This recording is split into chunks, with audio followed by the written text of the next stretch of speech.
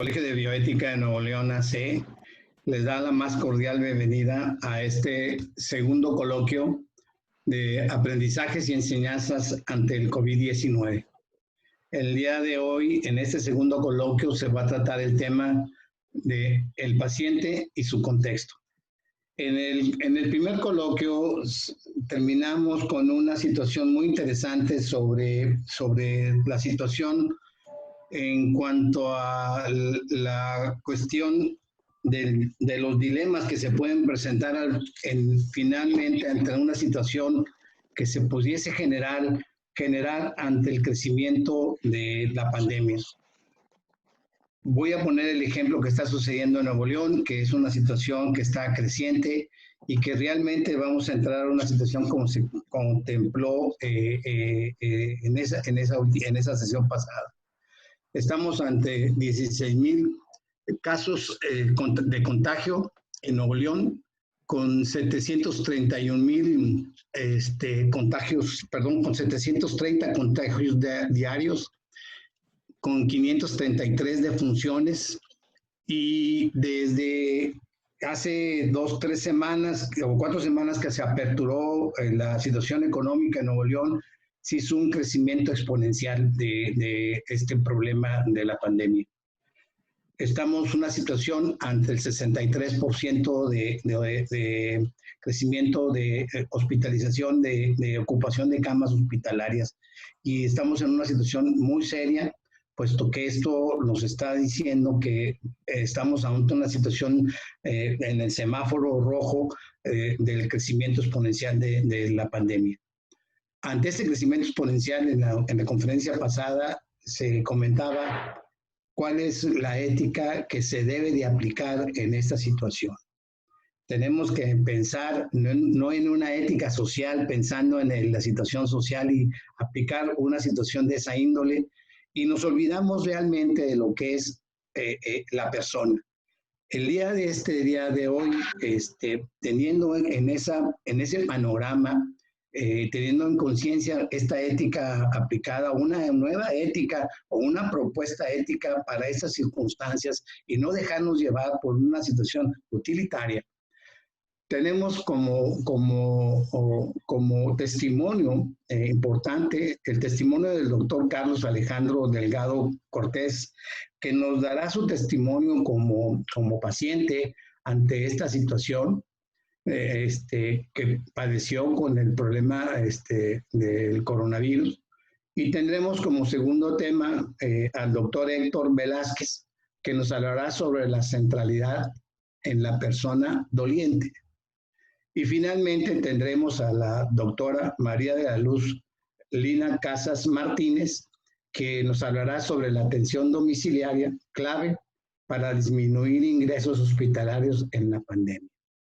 Sin más preámbulo, voy a darle la palabra al doctor Carlos Alejandro Delgado Cortés, que él es director del Hospital General de Zona con Medicina Familiar número 6 del Instituto Mexicano del Seguro Social, y director del Hospital Metropolitano doctor Bernardo Sepúlveda de la Secretaría de Salud de Nuevo León. Él nos dará su testimonio, puesto en su trabajo cotidiano en estos puestos administrativos le tocó padecer esta situación. Entonces damos inicio a esto. Algunas recomendaciones. Primero, todos ustedes tengan bloqueado por favor su micrófono, y todas sus preguntas las hagan por el chat. Por favor, las preguntas se van a contestar al final como en una mesa redonda, para poder darle celeridad al coloquio. Y a los profesores les pido de favor que nos ajustemos al tiempo, a los 20 minutos asignados para cada tema. Doctor Carlos Alejandro, tiene usted la palabra. Muy buenos días, doctor Ignacio. Muchas gracias por la invitación. Gracias al Colegio de Bioética. Realmente esta es una oportunidad muy grande. Como comentaba hace unos momentos, yo soy el doctor Carlos Alejandro Delgado Cortés. Actualmente me desempeño como director en el Hospital 6 del Instituto Mexicano del Seguro Social, y en el Hospital Metropolitano, doctor Bernardo Sepúlveda, como subdirector del turno piloto. Dentro del área administrativa, pues su función es principalmente la preparación para dar la atención a este tipo de situaciones. Durante mis 28 años de carrera he tenido oportunidad de participar en muchas situaciones, desde VIH, cólera, Zika, chikungunya, todo ese tipo de enfermedades que nos han ido azotando a lo largo de los años. Y afortunadamente siempre había salido con bien de todo tipo de situaciones. A finales del año pasado, como todos recuerdan, que empezó toda esta situación de la enfermedad a nivel de en una comunidad de China, pocos nos imaginaríamos que la magnitud que está alcanzando a estos momentos. Nosotros comenzamos a prepararnos a principios de enero, febrero, ya teníamos pláticas formales en relación a lo que era nuestra institución, preparándonos, viendo qué es lo que iba a pasar, cómo íbamos a enfrentar, lo que íbamos a hacer, en fin, una serie de situaciones que nos llevaron a tratar de tener las mejores condiciones posibles para atender a nuestros derechohabientes. A veces uno no piensa que estando en ciertas áreas puede caer en esas situaciones. Nosotros tratamos de ver la mejor forma de tratar a los pacientes, la mejor forma de ver a los familiares, de informarles, de tenerlos conscientes de lo que está pasando. Nosotros nos empapamos de mucha bibliografía de guías de práctica, algoritmos de tratamiento y todo ese tipo de situaciones que obviamente nos dan el conocimiento que teníamos hasta el momento y lo que iba saliendo nuevo de la enfermedad. Aquí, desgraciadamente, un viernes en la mañana, saliendo de su casa, pues empecé con un poquito de molestia en garganta, algo de cefalea que yo atribuía más que nada al cansancio de los días previos. Sin embargo, al terminar la jornada, me informaron que 2 personas de mi cuerpo de gobierno habían salido positivas y pues se hicieron lo conducente, los mandamos a su domicilio, a que descansaran, a que se aislaran y demás. ¿Cuál fue mi sorpresa? Que el día siguiente nos hicieron screening al resto del personal. Esperando los resultados, me dijeron que todos estaban bien, afortunadamente, y eso fue un alivio. Pero lo que me hizo activar una alarma fue una pregunta que hicieron. ¿Y tú cómo te sientes? ¿Está todo bien? Ahí fue donde como que empieza uno a llamarle la atención a las cosas. Me dijeron, bueno, pues tú saliste positivo y la situación está así, tienes que manejar esto. Básicamente uno sabe lo que hay que hacer, o por lo menos lo que se le dice a los pacientes y a los familiares, qué es lo que hay que hacer en este tipo de situaciones, pero cuando le toca a uno, ahí sí es cuando empieza un mar de ideas, un mar de pensamientos, un mar de situaciones, sobre todo por el comportamiento que había tenido la enfermedad desde que iniciamos a manejarla. Siempre hemos manejado o habíamos manejado o teníamos la creencia de que esta enfermedad le pegaba sobre todo a personas mayores y luego personas con comorbilidades como diabetes, hipertensión, obesos, enfermedades inmunosupresoras y demás. Pero tristemente nos hemos dado cuenta que también está pegándole a personas jóvenes, inclusive personas que previamente estaban sanas. Aquí lo triste del panorama es de que nos hemos enfrentado a casos sumamente trágicos donde llegan con un poco de disnea, a las 24 horas se ponen mal, no hay necesidad de ponerse un ventilador y a pesar de los tratamientos que tenemos, nos hemos enfrentado a defunciones en muy, muy poco tiempo. Y vemos que no hay respuesta a algunos de los medicamentos. Eso debe ser parte de la idiosincrasia de los pacientes, pero sin embargo, una vez que uno ve esas situaciones y cuando a uno le toca estar de ese lado, como que las cosas empiezan a cambiar. Nosotros tratamos de darle seguridad a los pacientes. A veces piensan que somos insensibles a su dolor, pero yo creo que la realidad es que el médico trata de mantenerse ecuánime y darle la información de la mejor forma posible para que el familiar trate de tener la tranquilidad para enfrentar la enfermedad con su paciente y obviamente darle la fortaleza. Aquí otra de las situaciones con las que nos enfrentamos es las características propias de la enfermedad que nos obligaron y fue lo mismo que pasó en todo el mundo. Obligaron a que el paciente, una vez que llegaba al hospital, quedara completamente aislado de su familia, y con medidas de cuidados muy, muy especiales. Lo triste, lo terrible eran aquellos pacientes que llegaban a fallecer. Era un choque tremendo entre las familias por el hecho de que una vez que llegaban al hospital con un diagnóstico así, evolucionaban mal, jamás los volvían a ver. Inclusive dentro de las recomendaciones iniciales se manejaba que una vez que fallecía un paciente saliera y se cremara inmediatamente. Eso quería decir que se perdía la posibilidad de la despedida entre el familiar y sus pacientes, y eso es algo muy, muy pesado de afrontar. Como les digo, una vez que tuve esa situación,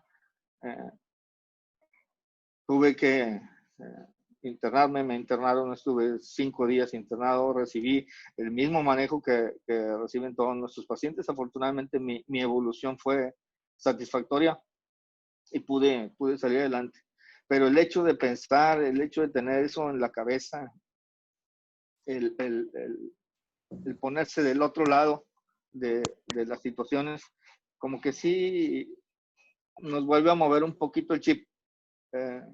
Los médicos tratamos de aminorar las cargas de los familiares en relación a la información. No les ocultamos información, simplemente tratamos de hacerla más digerible, más llevadera, y que el paciente sepa y el familiar sepa a qué es lo que se va a enfrentar. Pero cuando uno cuenta con esa información de primera mano y sabe qué es lo que puede pasar, pues yo creo que es algo bastante pesado para tratar de digerir y para tratar de entender qué es lo que está pasando, qué es lo que puede pasar y cuál puede ser el desenlace final, como lo hemos visto con otras situaciones.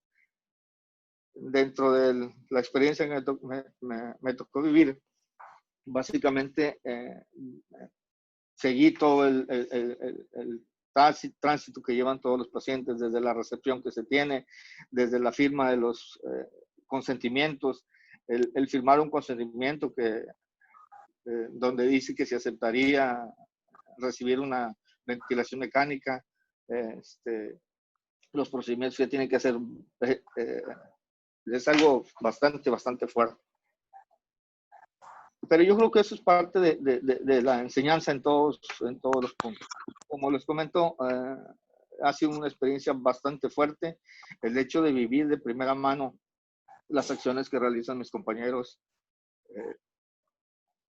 las cuales estoy sumamente agradecido y me da la confianza, y quiero transmitir la confianza de que en el frente en donde estamos trabajando, estamos haciendo todo lo posible por recuperar a los pacientes que nos llegan. Hay muchas situaciones que sí salen en ocasiones de nuestras manos, pero créanme que lo que menos estamos haciendo es abandonando a la gente.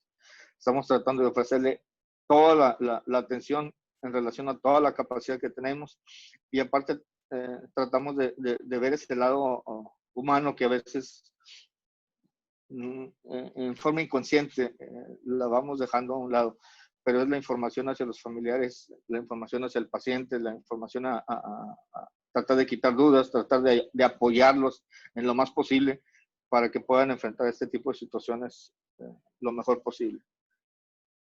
Aún nos falta un poco de tiempo para poder decir que ya estamos del otro lado.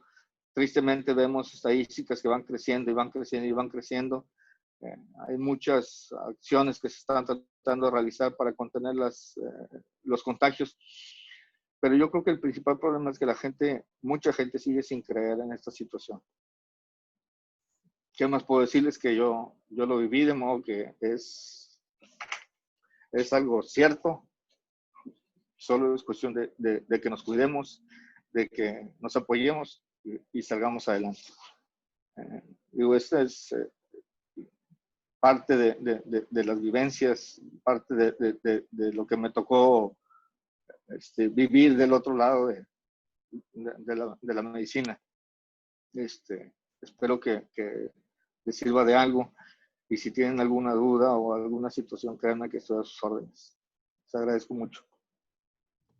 Muchas gracias, Alejandro. Fíjate que en pocas palabras y en ese lenguaje entrecortado que acabas de expresar, nos has dejado, por ejemplo, la enseñanza en el sentido de que el momento interesante de tener la primera información, de estar contagiado, nos dejas algo que todas las personas como seres humanos, ante una situación de información de primera mano, nos deja la enseñanza de que qué es lo primero que uno piensa, ¿verdad? ¿Qué es lo primero que uno piensa ante esta enfermedad y tanto abordaje, tanta información que nos llega de la televisión, de los amigos, de los médicos? Es que ante toda esta información, ¿cuál va a ser mi desenlace? Ese inicia todo un temor importantísimo que uno como médico, como tú, como cualquiera, o como una persona sin tener una profesión, piensa, ¿cuál va a ser mi desenlace? ¿Qué va a pasar conmigo a tanta información? Y asimismo, el otro enseñanza ahí mismo es la experiencia que tiene un paciente cuando llega al hospital, que se tiene que quitar las estrellas de la camisa y que tiene que seguir un proceso igual que todas las personas, ¿verdad? Te pones en los zapatos de los demás y que te da dando un aprendizaje. ¿Cuál fue el aprendizaje que yo entendí de todo este mensaje? Pues el aprendizaje de agradecer porque saliste adelante, el aprendizaje de tener confianza hacia los demás, o sea, hacia los iguales, o sea, tener la confianza hacia todos los médicos, a las enfermeras, a todos tus iguales que laboran contigo. El aprendizaje de conocer el lado humano de los demás. Conocer el lado humano, obviamente, de todas las personas que laboran ante esta pandemia y de tener esa sensibilidad y esa ecuanimidad que debe de darle a todo mundo para aplicarlo posteriormente y tener ese lado humano para poder seguir actuando, ¿verdad? Seguir actuando en el sentido de poder, ante una situación posterior, si yo tengo un puesto o una situación especial en la comunidad, pues aplicar lo aprendido para poder ser un mejor ser humano. Y esto nos da a abrir la pauta para seguir y darle la entrada a nuestro segundo ponente, ¿verdad? Aquí hay algunas situaciones del público que las vamos a juntar hasta el final. Te agradezco mucho tu comentario, tu experiencia, Alejandro, y vamos a dejar al final estas preguntas que tienes por aquí. Te agradezco mucho. Vamos a dar a nuestro siguiente ponente, que es el doctor Héctor Velázquez, que lo aprecio mucho por todo su esfuerzo, todo su trabajo que ha hecho y su calidad humana que tiene. Él es el director del Centro Sociedad de Tecnología y Futuro Humano. Él está en la Universidad Mayor en Chile y es consejero del Colegio de Bioética de Nuevo León. Así, él ha trabajado con nosotros y en muchos cursos con el Colegio de Bioética, y su enfoque tiene una filosofía muy interesante sobre la persona, sobre el ser humano. Y bueno, sobre eso nos va a dar la ponencia siguiente. ¿Qué es la centralidad? ¿Qué es la centralidad de la persona doliente en este específico? Doctor Héctor, si está por ahí, le dejo la palabra. Muchas gracias, muy buenos días a todos. Gracias, doctor Martínez, por la presentación. Buenos días a todos que se han conectado. Y bueno, la idea de estos minutos es centrarnos en un tema. Pareciera que a estas alturas de la humanidad esto fuera una obviedad, pero hay que centrarnos en el tema de por qué la persona tendría que ser el eje de la atención, de la preocupación en el contexto de esta pandemia que estamos padeciendo hace ya medio año.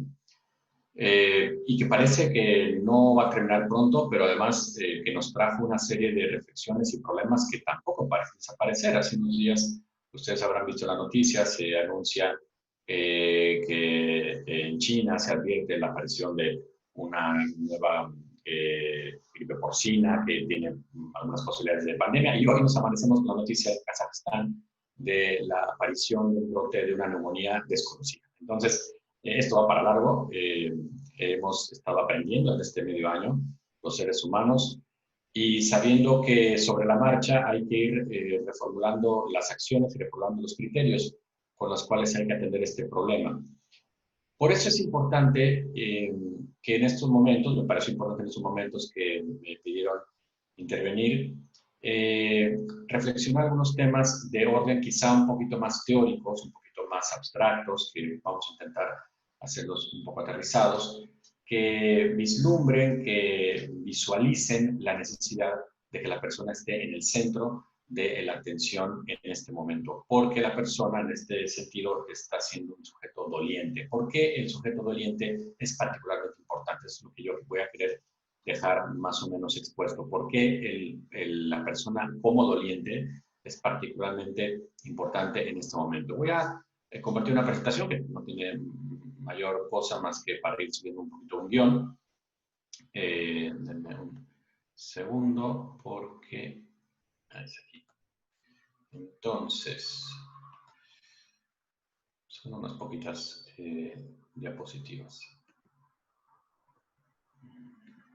Un segundito. Bueno, está. Sí, voy. A ver, entonces, la idea es esto, ¿no? El dolor y sufrimiento humano, la centralidad de la persona. Vamos a ver, hay una discusión en este momento de la cultura occidental, los últimos 20, 25 años, hay una discusión muy importante que es qué papel juega el dolor en la experiencia humana, qué papel juega el dolor en la condición humana. Porque soñamos muy grande en los últimos años, dado que se han ido descubriendo maneras de ir ralentizando los fenómenos de envejecimiento, los fenómenos de desgaste, los fenómenos metabólicos, se han ido avanzando en posibilidades de ir haciendo menos protagonista estos fenómenos o quizá irlos haciendo un poquito más lentos. Y esto nos hizo soñar muy fuerte, al menos a nivel teórico, no tanto experimental grande, pero a nivel teórico se hizo la idea en el mundo occidental de que con el tiempo podríamos llegar incluso no solamente a vivir más tiempo, digamos que no está del todo descabellado que pudiéramos extender la promedio de vida humana pues más allá de los 100 años, ¿no? Como promedio. Ahorita vamos en 70, 75 en algunas partes del mundo. Hay sitios en el mundo como Cuba que la gente llega realmente a una longevidad considerable. Sin embargo, como promedio mundial, 100, 140 años ya podría soñarse en unas cuantas décadas. Bueno, eso pudiera ser, pero también hizo soñar, hizo que la imaginación volara y pretendiéramos incluso tener la posibilidad biotecnológicamente de intervenir para no morir incluso, ¿no? Esto que ya no tiene ningún asidero experimental, pero que es una cuestión teórica que se estuvo discutiendo en todo el contexto de lo que se ha llamado el transhumanismo, el posthumanismo, que es esta idea de que la biotecnología nos ha dado las herramientas para modificar la condición humana que tenemos hoy. Bajo la idea también de que no tendríamos por qué resignarnos a la condición humana que nos tocó en lo que podríamos llamar la rifa o la gran tómbola evolutiva, ¿no? La condición que tenemos ahora es el resultado de una serie de procesos evolutivos que hemos tenido después de que nos separamos de unos antecesores comunes y siguieron por su parte lo que hoy son los chimpancés y los bonobos, etc. Bueno, la condición de nuestro género Homo pues, es la que tenemos hoy en día, en el Homo sapiens que vamos hoy, pero sabemos que como no existimos siempre, pues tampoco seguiremos existiendo para siempre. Entonces, en ese sentido, tendremos, o la esperanza era, iremos evolucionando. Pero había las herramientas, según esto que estoy explicando, desde hace 20, 30 años se está discutiendo que por qué no incorporar las herramientas biotecnológicas para rediseñar la condición humana y no resignarnos a la que nos ha tocado, que es una condición doliente, una condición enfermante, una condición mortal. Bueno, bajo esta idea, en eso estábamos, en la idea de cuánto vamos a tardarnos. Si ustedes entran a todos los videos, pláticas, charlas de gente que está relacionada con el mundo transhumanista, encontrarán todo este tipo de aseveraciones de hacia dentro de 30 años, dentro de 20 años, hacia el 2040, hacia el 2050, una serie de fechas límite donde se suponía que íbamos a ir avanzando para llegar a una condición de menos envejecimiento, de menos enfermedad, de ausencia de sufrimiento y eventualmente de ausencia de muerte, ¿no? Y nos amaneció el 2020 con un golpe muy fuerte, un golpe de timón, donde nos enseñó que estábamos muy lejos de no solamente haber avanzado en esta expectativa desde el punto de vista biotecnológico y experimental, sino psicológico, humano, profundo. Es decir, nos recordó que la temporalidad, la vulnerabilidad no solamente es propia de nuestra condición, sino que nos sobrepasa más allá de toda esperanza o más allá de toda imaginación febril que hubiéramos podido desarrollar, engañados por una expectativa que mucho tenía de ciencia ficción y poco tenía de experimental. Esta enseñanza que nos ha, este ramalazo que hemos recibido desde hace medio año, por otro lado, tuvo otro fenómeno, que es el confinamiento, en el que pues, muchas partes del mundo todavía están. En Sudamérica estamos ahorita en un confinamiento muy fuerte, agresivo, digamos, donde no hemos salido de casa hace 4 meses, ¿no? Y tenemos permisos especiales para ir a comprar 2 veces a la semana cuestiones de comida, medicinas, etc. No ha sucedido así en otras partes del mundo, en Europa sí, se siguió este mismo parámetro. En México es diferente en este momento y ha sido diferente porque es una cuestión más como de recomendación, etcétera. Aquí fue una cuestión incluso legal, ¿no? Y los países que hemos estado en confinamiento fuerte, en Sudamérica, en Europa, tuvimos la oportunidad, y en México también algunas personas, muchas personas, de tomar conciencia de que extrañamos mucho nuestra condición anterior, es decir, no queríamos soñar en un futuro post-humano donde ya no muriéramos o no enfermáramos, sino que queríamos recuperar nuestra vida natural, que es la vida de convivencia, la vida de comunicación, la vida de abrazar a alguien, la vida de saludar de mano, de beso, la vida de estar con otros, y que eso lo habíamos perdido.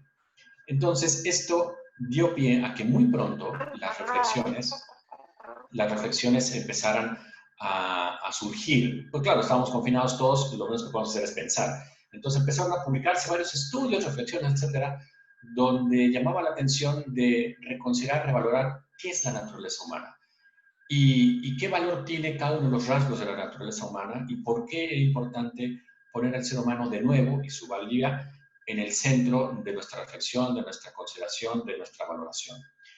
Este tema da para 20 tesis doctorales o más, ha dado para 150 años de discusión de lo último que hay hasta ahorita, aunque esta discusión viene desde la antigüedad clásica de hace 2500 años, pero la discusión es en qué consiste la naturaleza humana y aquí le toca definirlo, a la biología, o le toca a las ciencias sociales, o le toca a las humanidades, quién tiene la autoridad para decir qué es un ser humano.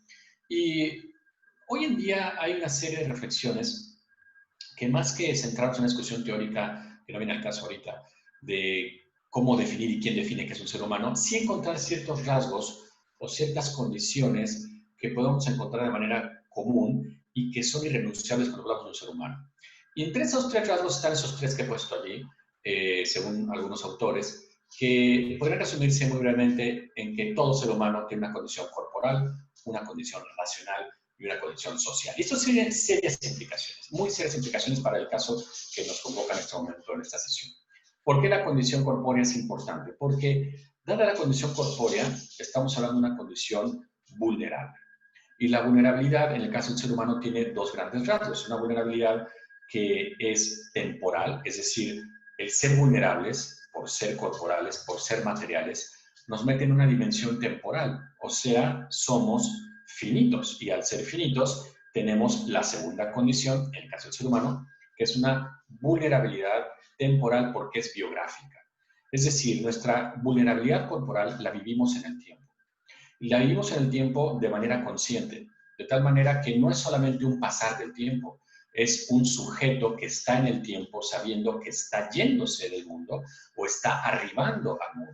Es decir, cuando nacemos y vamos creciendo, vamos descubriendo que nuestra presencia es cada vez más capaz de hacer vínculos, de entender lo que nos rodea, de saber cómo llegamos a estar en este planeta, qué papel nos va tocando jugar, pero también hasta dónde, con qué herramientas, con qué capacidades. Luego va uno madurando y va uno darse cuenta que hay cosas que ya no va uno a poder hacer, que hay cuestiones que tiene que renunciar o que tiene que atemperar, que tiene que bajarle 2 rayas, como se diría hoy, porque ya no llegaremos a eso.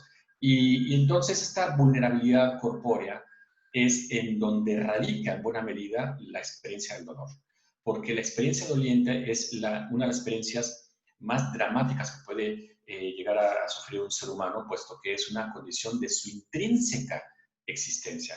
Es decir, no hay manera de desprender la condición de vulnerabilidad vulnerabilidad doliente del ser humano. Veremos un momento más, entonces, qué actitudes eso nos despierta. Pero hay un segundo elemento importante, que solamente voy a mencionar para no centrarme, que es el de la racionalidad. La racionalidad, que es esta capacidad, si bien la corporeidad es nuestra condición de inmediato contacto con el entorno, esta corporeidad de inmediato contacto con el entorno supone una serie de reacciones instintivas, inmediatas, de automatismos, como que nos mantienen en la sobrevivencia y que están en nuestra capacidad orgánica primitiva, ¿no?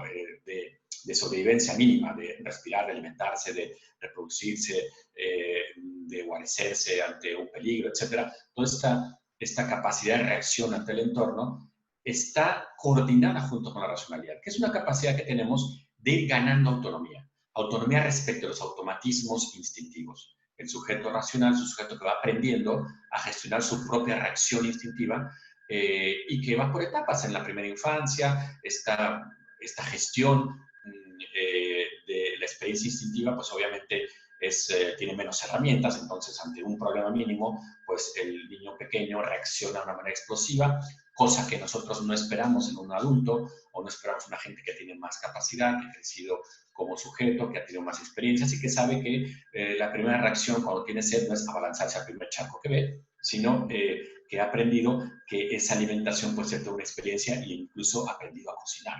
La cocina, decía Aristóteles, es una de las primeras manifestaciones de la racionalidad humana, porque implica retrasar la alimentación, retrasar una necesidad fisiológica, que es alimentarse, por crearla y por hacerla una experiencia humana. Entonces, la racionalidad es esta capacidad de ir gestionando y ganando en autonomía respecto a los automatismos. Y finalmente, otro rasgo diferencial del ser humano que ha salido a colación en los últimos tiempos para ubicar bien dónde estamos parados como vivientes, que es la sociabilidad.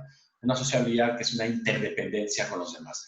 Estos tres rasgos que hemos estado mencionando, diferenciándolos, no existen diferenciados. Esta diferenciación que he mencionado es simplemente una herramienta didáctica, porque hoy podríamos decir que nuestra corporeidad es social, es decir, yo aprendo a vivir mis límites físicos y mis condiciones anímicas y mis condiciones biográficas materiales en socialidad o en sociabilidad, es decir, otros me ayudan a ir creciendo en mis necesidades y en mis condiciones de vulnerabilidad, de hambre, mi vulnerabilidad de sed, mi vulnerabilidad de protección. Uno va aprendiendo cómo se va gestionando en sociedad, eso va aprendiendo con otros. Y mi sociabilidad también es corpórea. Yo me relaciono directamente para ver a los ojos, para conocer, para tener empatía, para saludar, no a los ángeles directamente, sino a seres humanos.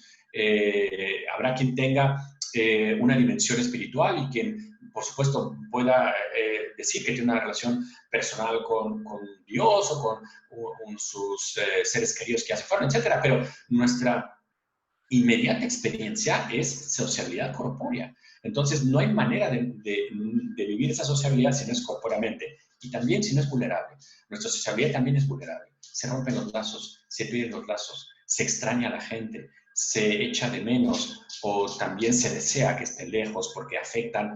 Acuérdense que en este momento de pandemia alrededor del mundo han crecido exponencialmente los abusos en casa o se han hecho mucho más radicales aquellos que se habían escondido un poco, porque también esa sociabilidad puede romperse en la corporeidad. Y la racionalidad es corpórea y la racionalidad es sociable. La sociabilidad es racional y la racionalidad... Y entonces es una interacción, es una vinculación compleja entre todos los componentes. En este contexto, se puede decir entonces que es una exigencia del doliente ser tenido como persona, es decir, donde se considera estos tres componentes como intrínsecamente unidos en un sujeto doliente, ya sea porque se está experimentando el dolor o ya sea porque está atendiendo el dolor. Si una de estas tres dimensiones no está a la vista, entonces eso quiere decir que el sujeto está siendo tomado no como un sujeto humano, sino como un sujeto meramente instrumental. Esto implica, entonces, una consideración muy importante de nuestra parte hacia el doliente. Si el doliente es un sujeto de vulnerabilidad corporal, con una racionalidad autónoma disminuida porque ha perdido gestión sobre sus automatismos, porque por eso es un doliente, por eso es un paciente, y su sociabilidad está comprometida, como en este caso que decía el doctor, se ha comprometido especialmente dentro del contexto del COVID porque los lazos de interacción con familiares, con seres queridos, se rompen por una cuestión de protocolo sanitario, estamos ante un fenómeno donde se está atacando, se está conculcando, se está yendo de alguna manera en la deconstrucción de lo más intrínsecamente humano, que son los tres rasgos. Si uno de estos tres rasgos se elimina, estamos hablando del sufrimiento más profundo que puede tener un ser humano. Y voy perfilando ya la última parte de lo que quería comentarles. Esta condición humana, con esos tres rasgos importantes, debe generar una serie de actitudes. Ojo, no de valores, de actitudes. Porque los valores que podemos discutir 1000 horas sobre el asunto de los valores, es un criterio que puede llegar a ser subjetivo, que puede llegar a ser temporal, que puede tener diferentes contextos históricos, políticos, sociales, económicos. Los valores van cambiando con las etapas, van cambiando con las culturas, van cambiando con las regiones. En cambio, las actitudes puede uno echar de menos ciertas actitudes al margen de los valores que se sostengan. Yo puedo tener un valor donde me importe más la economía, donde me importe más mi propia persona, pero una actitud de honestidad, una actitud de veracidad, una actitud de empatía o de ecuanimidad es una actitud que está de alguna manera independiente a los valores que uno vaya sosteniendo. Esto, en fin, después se puede argumentar un poquito más en torno a ello. Pero, ¿por qué menciono esto? Porque el hecho de la corporeidad vulnerable implica una serie de actitudes en el sujeto, ya sea en quien la atiende o en quien la experimenta. Ante el dolor humano solamente puede haber o negación o reconocimiento. No hay más esfera. O negación o reconocimiento. Es decir, asumo el dolor o niego el dolor. Y una negación radical del dolor puede llegar a la extinción, al exterminio de mi propia corporeidad, de mi propia autonomía, de mi propia sociabilidad. Una asunción del dolor implica una serie de lazos, de esfuerzos, de reacciones del entorno y de mí mismo diferentes.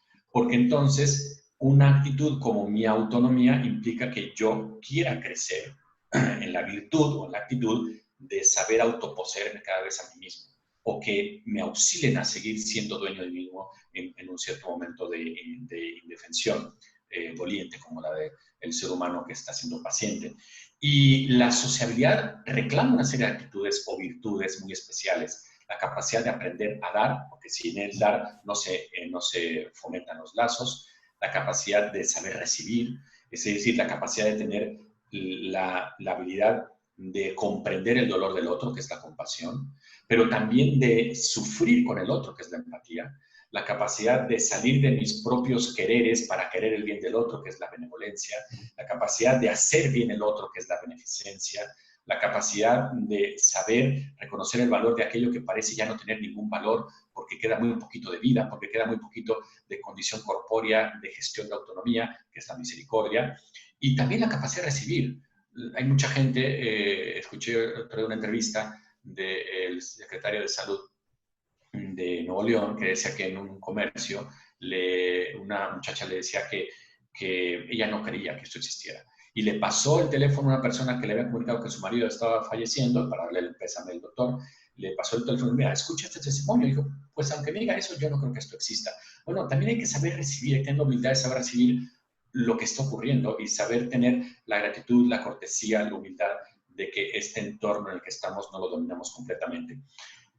Es decir, que el dolor humano, para terminar, es una condición obviamente siempre negativa. El dolor es la ausencia de la coordinación funcional de la viabilidad orgánica del ser humano.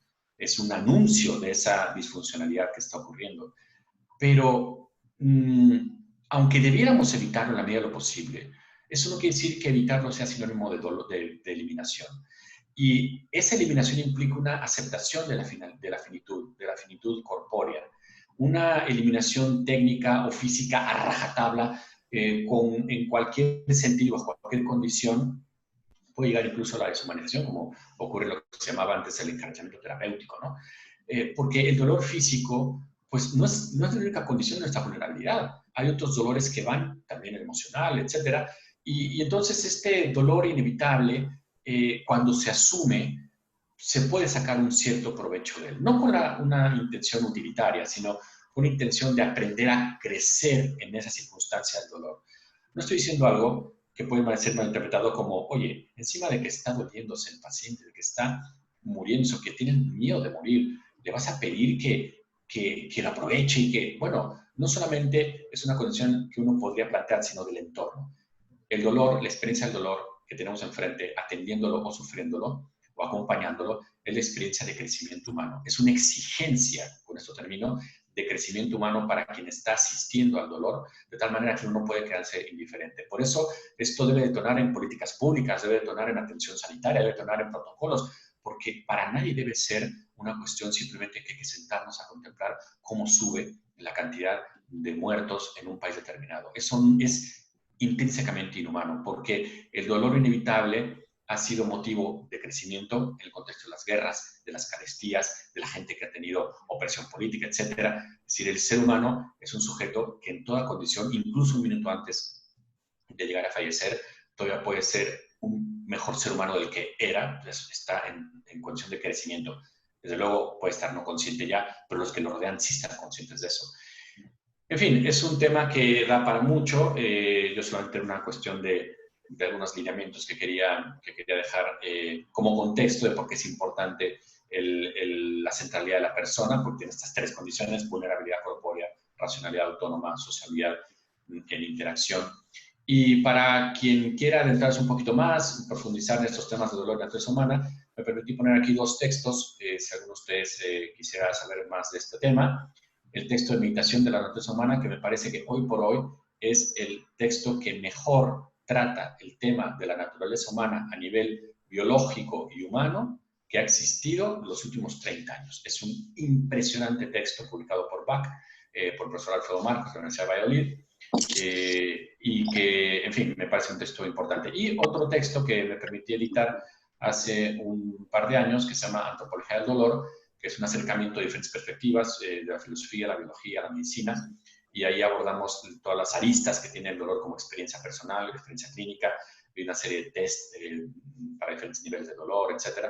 Es un texto que se puede conseguir ambos por internet, y por mi parte, esperando que haya sido de alguna utilidad esta intervención y esperando las preguntas que tengan a bien hacer al final, pues les agradezco mucho su atención. Muchas gracias, doctor Héctor. Muy interesante desde el punto de vista de la naturaleza humana, de poder determinar al ser doliente, al ser sufriente y al ser enfermo en un momento determinado dentro de la naturaleza humana. Pues continuando esperando las preguntas del público y dando continuidad al coloquio, vamos a presentar a la doctora María de la Luz Lina Casas Martínez. Ella es coordinadora de investigación en bioética de la Universidad Panamericana y consejera del Colegio de Bioética de Nuevo León AC. Ella nos va a exponer el tema de atención domiciliaria, clave para disminuir ingresos hospitalarios en la pandemia. Como ustedes pueden ver, se han ido hilando los temas y bueno, vamos a ver sobre esta situación en casa, ¿verdad? La atención en casa. Doctora María de la Luz Casas, le damos entrada a su ponencia. Buenos días. Muchas gracias. Gracias a todos los que están aquí. Voy a compartir pantalla, si me permiten. ¿Ya se ve bien? ¿Se ve? Así es. Podemos ver. Sí. Muy bien. Entonces, el tema de atención domiciliaria en la pandemia es, creo, muy importante y ha sido poco atendido mundialmente. En los primeros meses se entiende que todo el grupo hospitalario estaba enfocado en el problema aparentemente de las neumonías y de las muertes tan pues agresivas en ese momento que se produjeron en los primeros países infectados, como es China, como fue Alemania, Francia, España, Italia. Entonces se abocaron todos los esfuerzos a salvar vidas y eso pues es obviamente completamente comprensible. Pero a los pocos meses, ya a los 2 meses, esas guías estaban completamente desactualizadas porque se había visto que aunque empezaba con un cuadro respiratorio agudo, pues de todas maneras se convertía en un proceso multiorgánico en donde se llevaba la muerte por múltiples factores que podrían ser pues de un tratamiento muy diferente al que se pretendía, solo enfocándose a vías respiratorias. Y lo que también se pudo ver es que la presentación de los casos era en el 80% recuperable sin necesidad de tratamiento hospitalario, el 20% sí requería un tratamiento hospitalario. Ay, si me permiten, es que está la pantalla,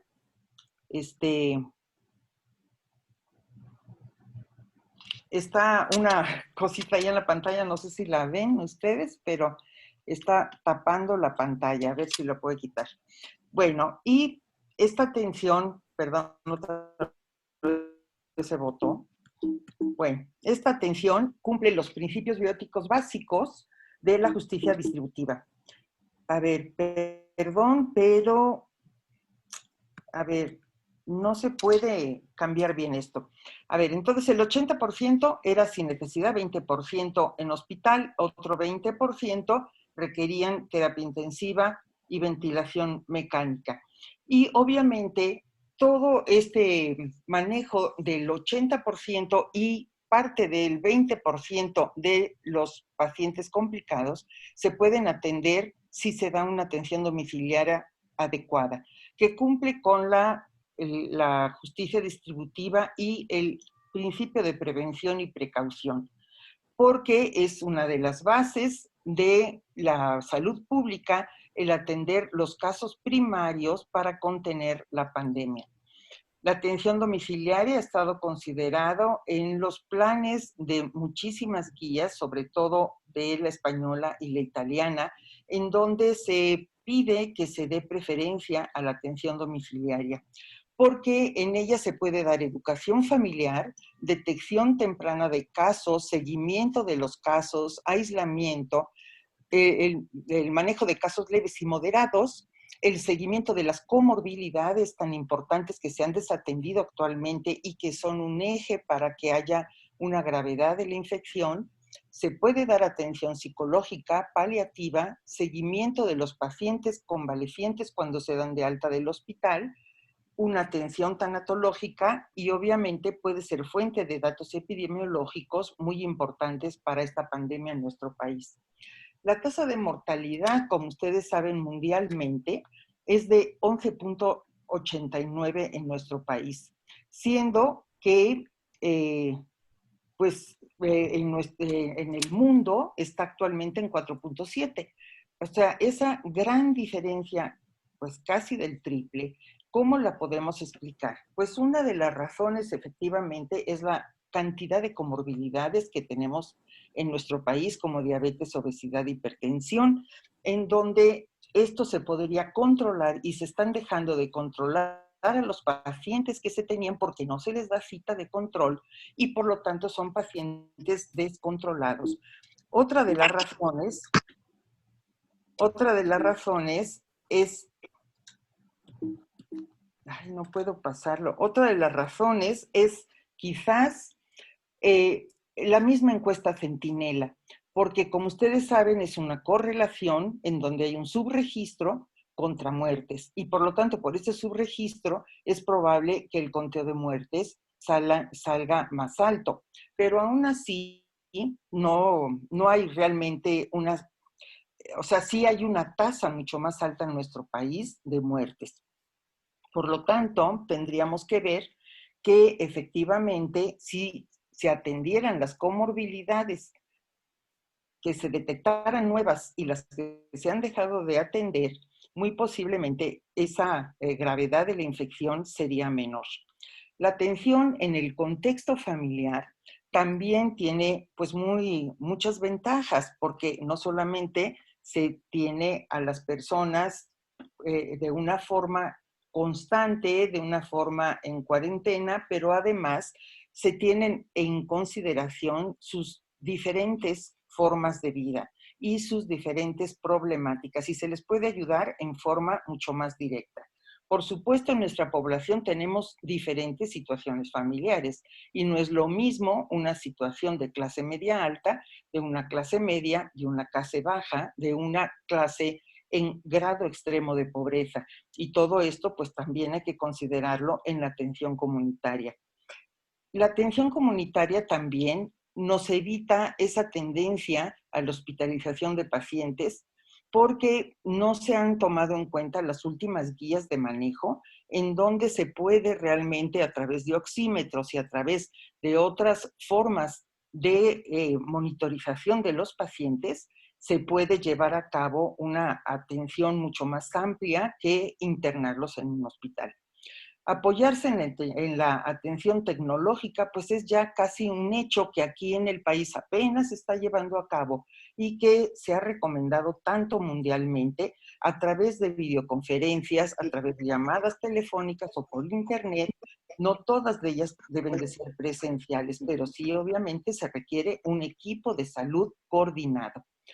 No todo paciente es candidato a la atención domiciliaria, por supuesto, porque si nosotros vemos condiciones paupérrimas de nuestro país, no pueden tener las medidas de confinamiento adecuado, la ropa de sábanas y toallas individuales, a veces no tienen ni siquiera agua en sus domicilios, por lo tanto, pues no pueden muchas veces tener estas condiciones, pero en aquellas viviendas que sí pudiera haber quizás una división como se hace en los hospitales a través de cortinas, de una cortina de las que se usan en las regaderas, para dividir el espacio de la cama del paciente de las demás personas y que no hubiera un contagio, o que se pusieran unas señales o campanitas o alguna señal cuando viven solas las personas con los vecinos, se pudiera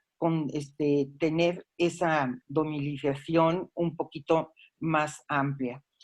Por supuesto que la incertidumbre que todos tenemos, no solamente la poblacional, sino la del personal de salud, que sería tema muy amplio de otra conferencia, pues nos hace repensar en valores morales tan importantes que se pueden llevar a cabo durante esta pandemia.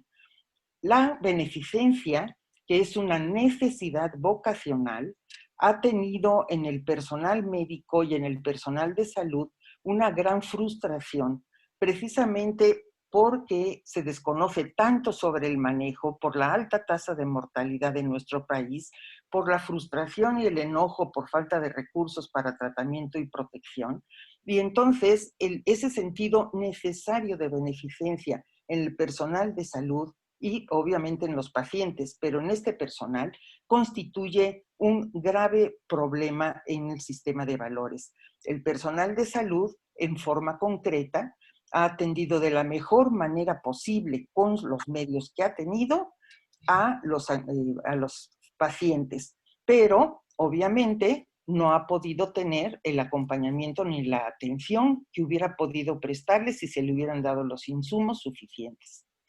La autonomía pues ha venido a golpear a través del enclaustramiento, la pérdida del empleo y del ingreso, la desconfianza en la verdad, la misma enfermedad, los duelos no resueltos, muchos de ellos ya el doctor Velázquez ya hizo una llamada de atención, y obviamente la autonomía habla también sobre el sentido del sufrimiento.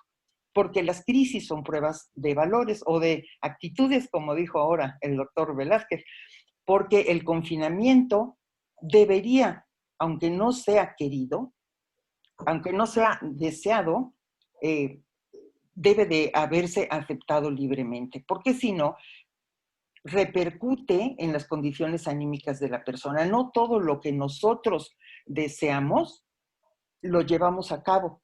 Y lo queremos porque es algo bueno para nosotros, aunque no lo deseáramos. Entonces, en esta cultura del deseo, que actualmente todo el mundo quiere hacer lo que desea, es muy poco racional, porque no todo lo que deseamos es bueno para nosotros. Así que tenemos que tomarlo en forma libre y darle ese sentido al sufrimiento. En sí, la enfermedad es claramente una pérdida de la libertad que conlleva una actitud personal y familiar con una serie de valores indispensables para poder abordarlo, porque la adversidad, como ya también lo dijo el doctor Velázquez, es fuente de valores y de antivalores, no sé si él esté de acuerdo en el término, pero bueno, se entiende, según la elección de cada persona. Es importante entonces que cada persona elabore una serie de concepciones morales que le den un sentido al dolor y el sufrimiento que no escapan a ninguna realidad humana. Y esta pandemia ha acercado a las personas a estas reflexiones. Como les decía, para los pacientes, el ingreso hospitalario va en contra de su autonomía, así como la firma, por ejemplo, de las voluntades anticipadas. En el campo de la no maleficencia, pues obviamente en contra está la falta del equipo de protección, los pacientes crónicos sin control que se están poniendo en doble riesgo. Antes de la enfermedad estaban mal y ahora están descuidados, y obviamente la violencia intrafamiliar de género y en niños que pues se ha presentado en todo el mundo.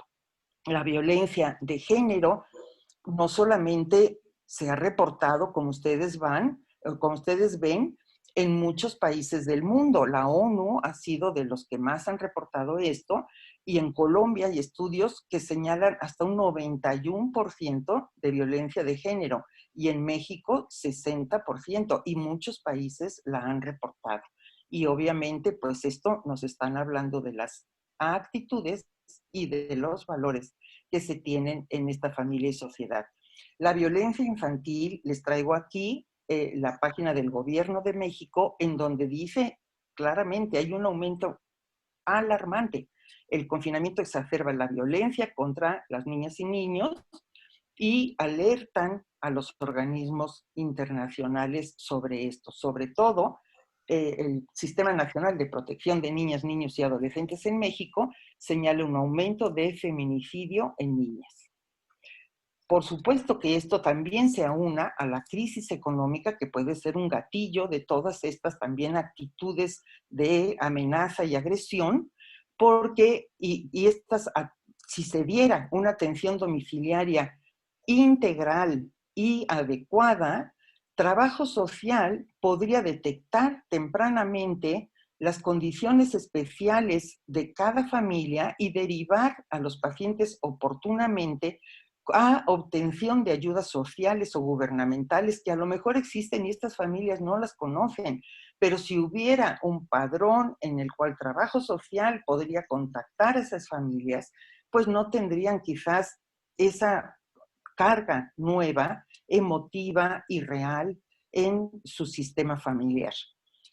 Por supuesto que la justicia, dar a cada quien lo que corresponde, pues es muy fácil la definición, ¿verdad? Pero es definitivamente difícil ejercerse, y en las pandemias pues se ponen en manifiesto las fortalezas y las debilidades de los sistemas sanitarios, que ya en México estaban heridos completamente, no solamente por el desabasto, aparentemente así se dice ahora, no tener recursos, por el desabasto anterior, por la quiebra de los servicios, por el cambio del sistema hacia el INSABI, y obviamente todo esto ha repercutido en un sistema débil en el cual ahora tampoco se le han inyectado los recursos suficientes para poderse hacer cargo de esta gran epidemia. Entonces, en caso de tener que seleccionar pacientes para asignar recursos cuando hay escasez de los mismos, debe primar la necesidad clínica y la efectividad del tratamiento. Y ahí volvemos a lo mismo. Si podemos detectar y contener casos tempranos y prevenirlos, entonces disminuiremos la carga hospitalaria. Así que, en conclusión, podríamos decir que la perspectiva bioética basada en los derechos humanos y obviamente en los valores debe desempeñar un papel fundamental en esta complicada pandemia. Hay que lograr la colaboración adecuada y libre de las personas. Y el Estado debe de apoyar con los insumos y por el tiempo necesario, y tener la credibilidad y la confianza de la población para que tenga adecuados resultados. Porque el desamparo de la población provoca frustración y enojo y poca colaboración social. Y derivado de la atención domiciliaria, obviamente, pues nosotros tendríamos que inyectar gran cantidad de recursos y equipo interdisciplinario para llevarlo a cabo con experiencia y eficacia. Pero considero que vale mucho la pena porque se salvarían vidas de esta manera. Los valores en la pandemia, en las crisis, como acabamos de ver, se deben de manifestar a través de la solidaridad, de la veracidad, la fortaleza, la responsabilidad, la esperanza que debe de persistir siempre, porque la humanidad siempre ha salido de las crisis, porque siempre habrá graves problemas sociales y tenemos que ser resilientes para que con convicciones morales firmes que se lleven a la práctica, esta familia y sociedad unida tenga valores con cambio positivo comunitario. Esto es obviamente una parte de cada uno de los ciudadanos que tienen que hacer frente a esta funesta condición. La atención domiciliaria integral dará una familia agradecida porque se sentirá que se ha tomado en cuenta y por lo tanto la solidaridad se logra a través de los valores humanos y la colaboración social, disminuyendo los casos de defunciones. La unión hace la fuerza, pero la unión de toda la población. Si nosotros vemos las estadísticas actuales para lograr lo que se pretende idealmente, que es una inmunidad rebaño, necesitaríamos la inmunidad de 80% de la población. En España, después de la pandemia de tantas muertes, solo se ha logrado el 5% de inmunidad rebaño. ¿Qué quiere decir esto? Que tenemos que seguir con medidas, pero las familias no pueden subsistir por sí mismas sin recursos del Estado. Así que es necesario para las familias que así lo necesiten y para disminuir los casos, que haya una atención integral y más amplia por el estado de salud, para que de esta manera podamos hacer frente a este gran problema mundial. Gracias.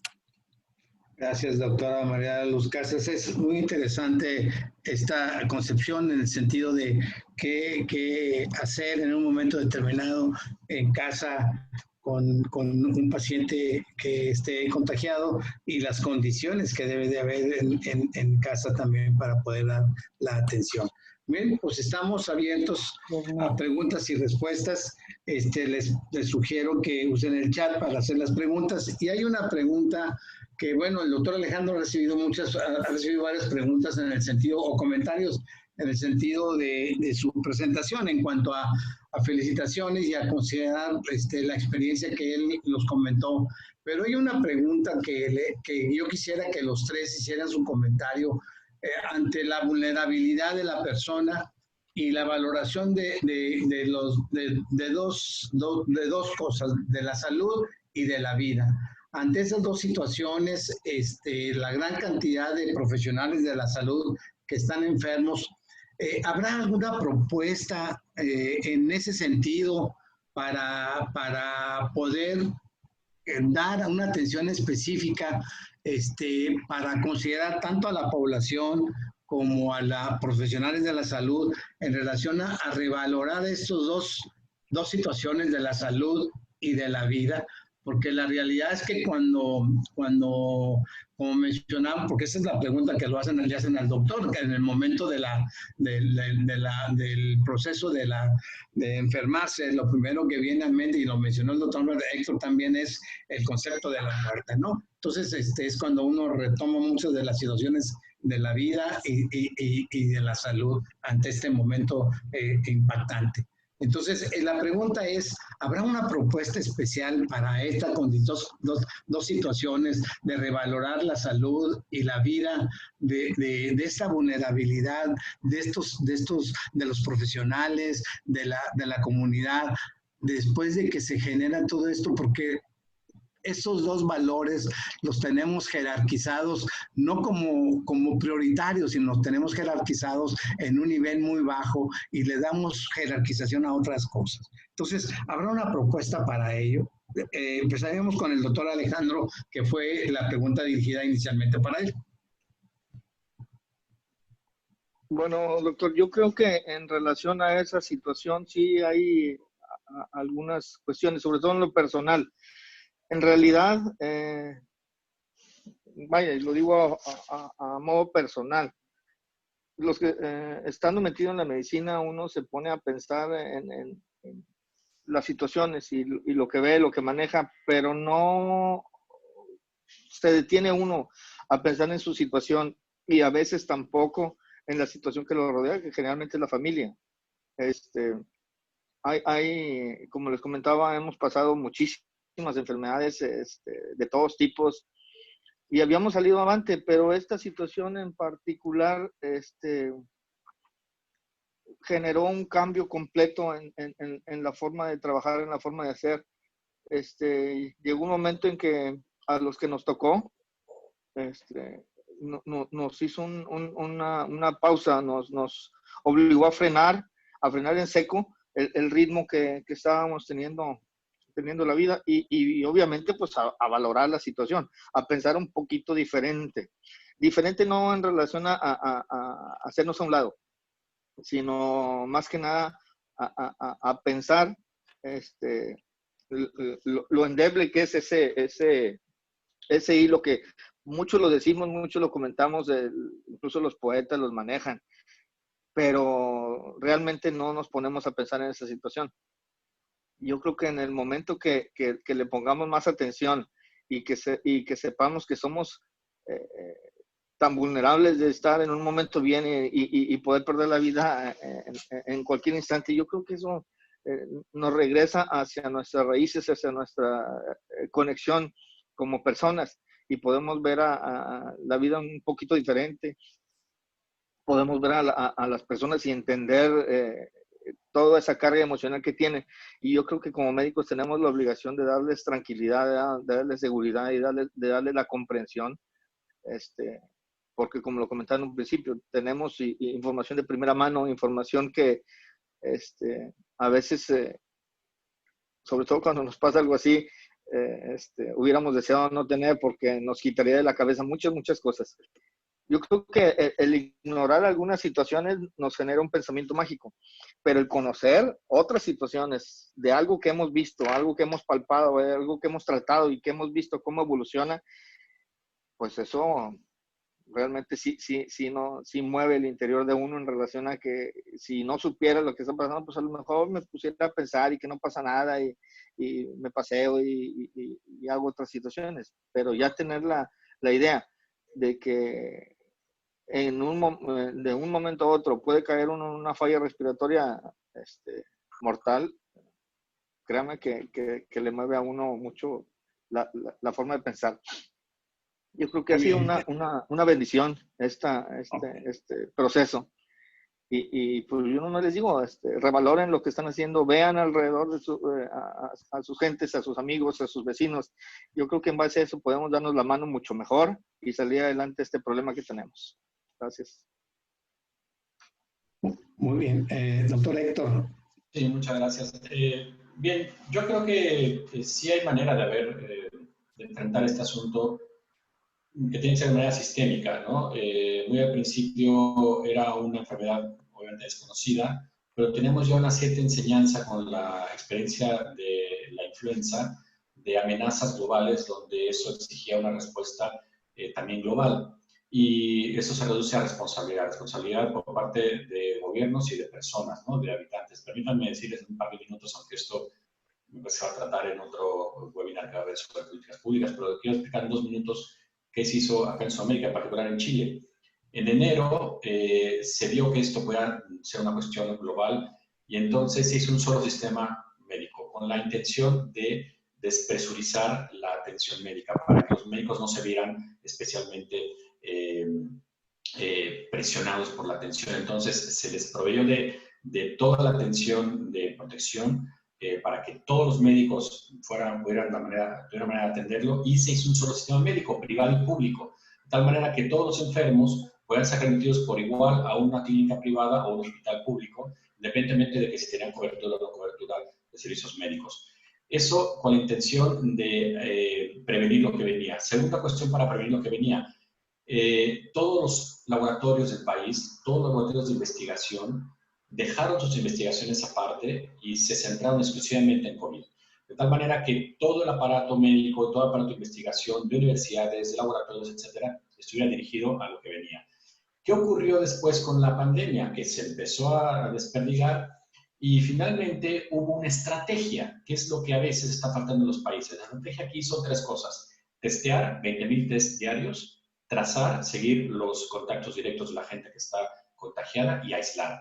Obviamente, como muy bien decía la doctora Casas, aislar es muy complicado en las zonas más difíciles, más endebles. Aquí se hizo un sistema donde como había confinamiento, entonces se hizo un acuerdo con hoteles y con unos sitios de vacación en general, que como no iban a estar en servicio, se funcionaron como residencias sanitarias. Entonces ahí se manda a la gente que se ha detectado que son enfermos con síntomas leves, que no necesitan hospitalización, y para que no contaminen a su gente, a sus contactos o a los contactos directos, se les manda a esas residencias sanitarias, que son hoteles de diferentes modalidades y calibres, etcétera, donde tienen 4 comidas diarias, atención médica gratuita, y si se complican, se les manda a un hospital. Eso implica un aparato tecnológico para saber rastrear a los contactos, unos acuerdos económicos para poder mandar a la gente ahí, y luego lo tercero que decía la doctora, en la crisis económica, la gente dejó de trabajar. ¿Qué se hizo? El gobierno se gastó casi el 7% de su PIB en ayudas a pequeña y mediana industria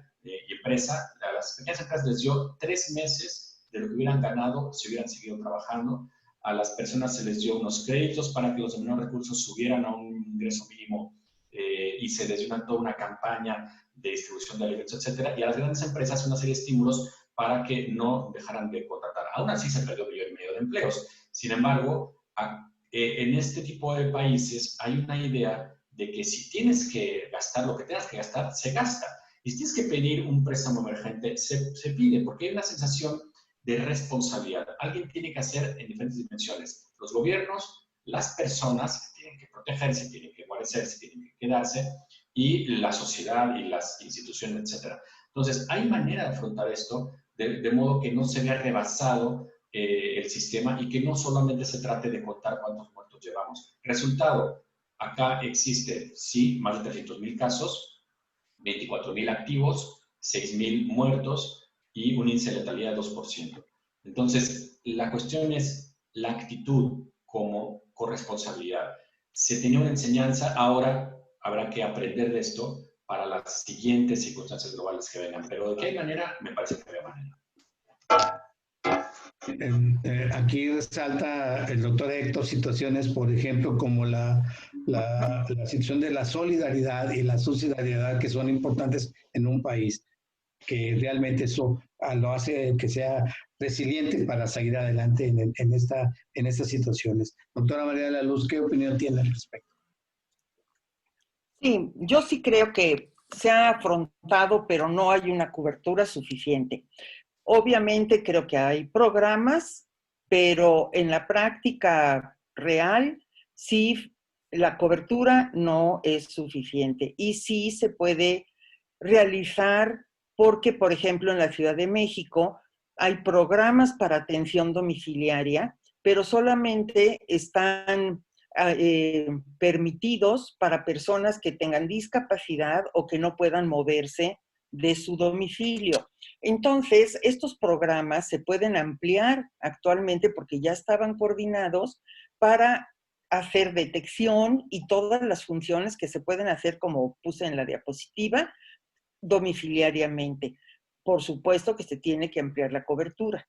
Y no sé en los estados de la República cómo funcione esto, pero definitivamente yo sí creo que el esfuerzo gubernamental ha sido, pues, podríamos decir, no tan amplio como se necesita. Y sí se requiere de que esto tenga una mayor cobertura. Sí, hay 2 aportaciones que hace Cristina Vázquez y que hace Araceli Franco. Cristina Vázquez establece que la salud mental de la población, específicamente a los profesionales, se establece en México y que ha estado aportando como apoyo a los profesionales. Y Araceli Franco establece que se requiere, por un lado, la responsabilidad ciudadana y prudencia social.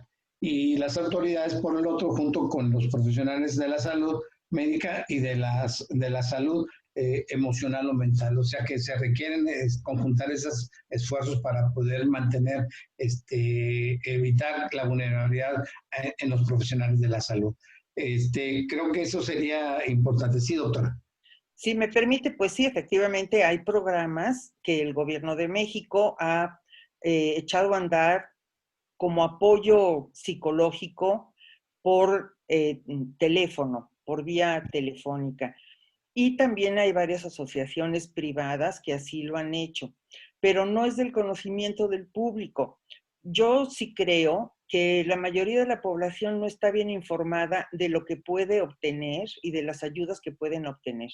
Y yo sí considero que la atención del campo si se integraran pues estos equipos adecuadamente, pues sí podrían darles a conocer a las ayudas que hay actualmente para que puedan ejercerlas. Y obviamente la presión social hará que se aumenten esas ayudas. Bien, gracias, doctora.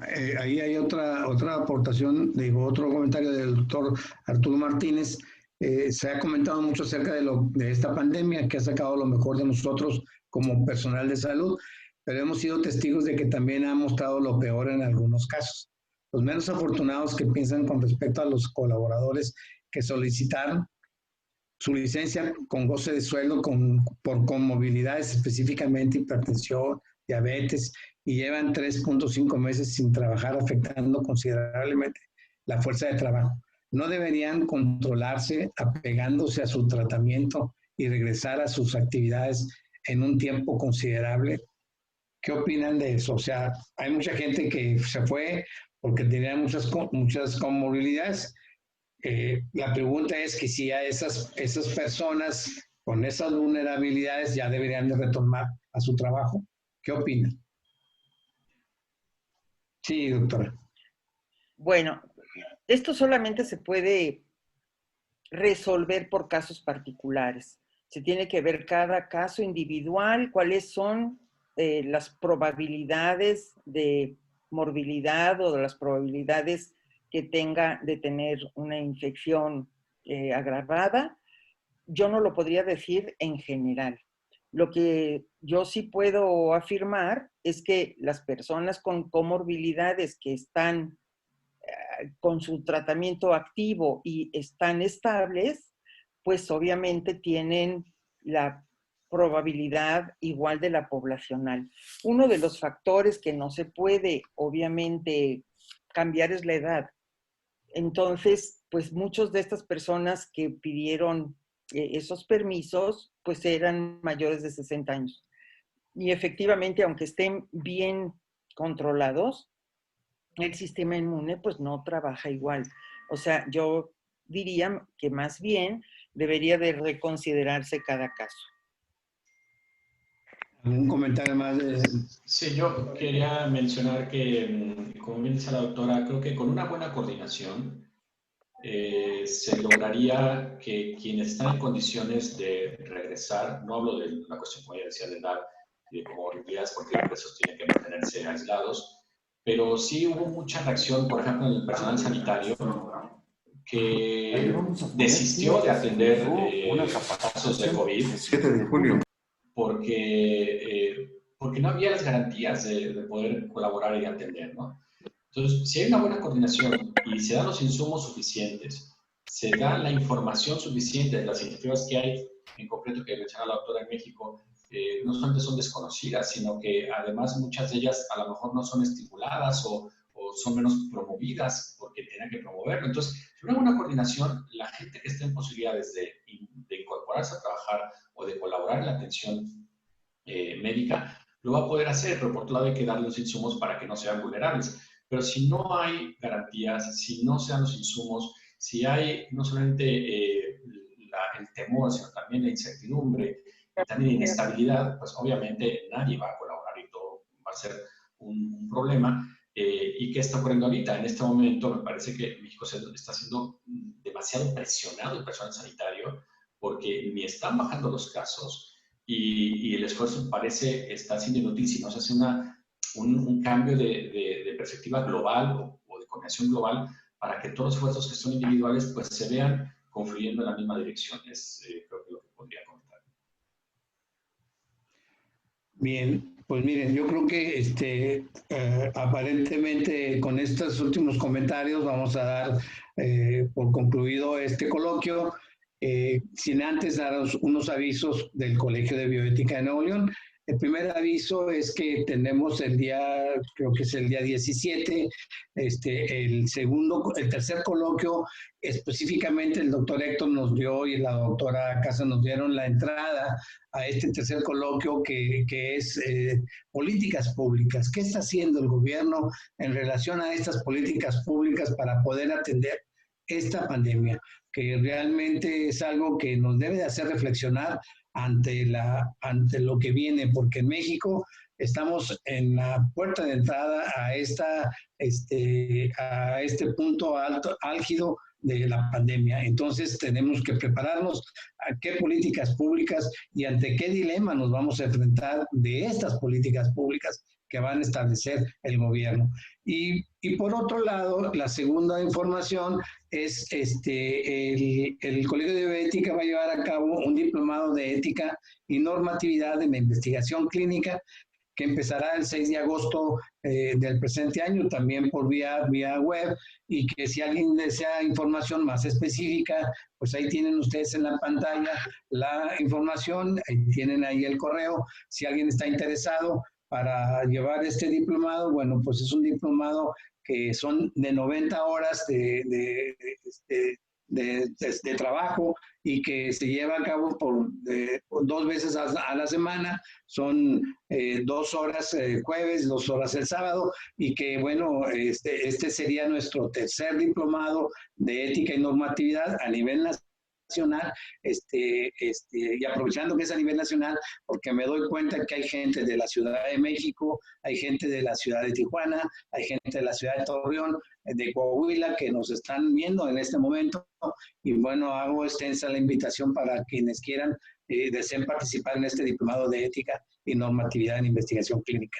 Agradezco de antemano todo el tiempo dado por cada uno de ustedes a estar escuchando este coloquio, y agradezco fundamentalmente al doctor Carlos Alejandro Delgado Cortés, al doctor Héctor Velázquez y a la doctora María de la Luz Lina Casas Martínez, pues sus aportaciones, su tiempo para dedicarlo a este segundo coloquio en función de los aprendizajes y enseñanzas ante el COVID-19 y específicamente con el tema del paciente y su contexto. Les agradezco mucho, que tengan un feliz día y pues sigámonos cuidando, llevando todas las medidas preventivas para evitar ser uno más de las estadísticas. Muchas gracias y adelante. Muchas gracias.